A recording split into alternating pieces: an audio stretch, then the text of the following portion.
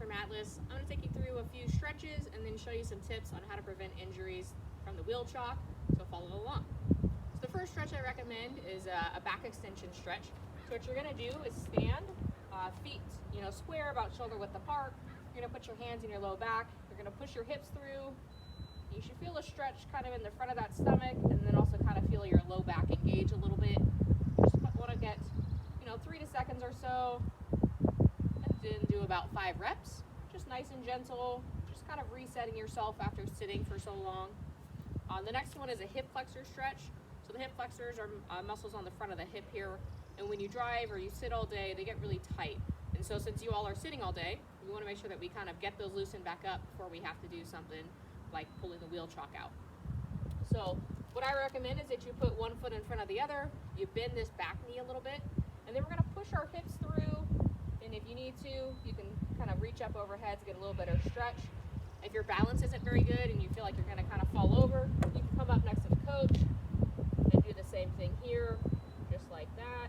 Just feel a stretch right in the front of that hip, about 20-second hold or so, and then we want to switch legs and do the opposite side. Same thing, bend that back knee, push those hips through, and then if you need to, you can reach up high to get a little better stretch. And then the last stretch I recommend before you pull the wheel chock out is a hip flexor or a hamstring stretch. And so to do that, what you're going to do is put one foot out in front of you. You're going to keep that knee straight.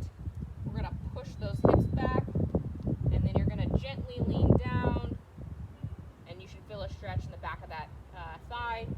You don't have to get all the way down to your toes. Like knee height is totally fine. You just want to go until you start to feel that stretch and hold it for about 20 seconds, and then do the other side as well. So when it comes to the actual wheel chock, what you want to make sure you do is that you use your legs and you keep your back out of the equation. So what I see a lot of the times is that people keep their knees really straight and they just kind of round out their back, and then they just grab that wheel and they pull it straight up a lot of the times. Okay? Obviously, this coach is really heavy. You're not going to be able to lift it. So what you want to do instead is put one foot in front of the other. Okay? If you need that extra support from the coach, you can kind of lean against it. Okay? That'll give you some nice stability. You want to use a whole hand instead of just a couple of fingers. I've seen a couple of hand injuries from the wheel chock.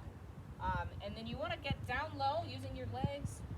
Grab that wheel chock with your palm facing up, and then you want to pull it straight out. Okay? You can take a little break if your legs are tired, and then come back through. Use your legs, keep your back nice and flat, and lift the chock up. I know this chock isn't particularly heavy, but if you have a day where you're just really tired, your back's kind of sore, and then you're doing a bunch of the wheel chocks, if you have a lot of stops in your runs or a lot of layovers and you're putting your chocks down over and over, your back might be fatigued, and just that one time could maybe be too much. So you want to make sure that you're using really good habits every time, and that'll help prevent injuries. So one more time. Okay. Same thing, split stance. I can use the coach for some balance if I need to. I'm going to reach down, use my legs, grab that chock with one hand, pull sideways. Okay, I can take a little break if I need to, and then reach down, use my legs, keep my back nice and flat, and reach the chock and pull it back up. Okay, obviously when you're putting the chock down, good form is important as well. So you want to put the chock down in a similar way, okay, using both legs. You can use that coach for balance if you need to, and not just kind of rounding through that back. That's something that we really want to avoid. If you have any questions or you've been having discomfort, please let us know. We'd love to help.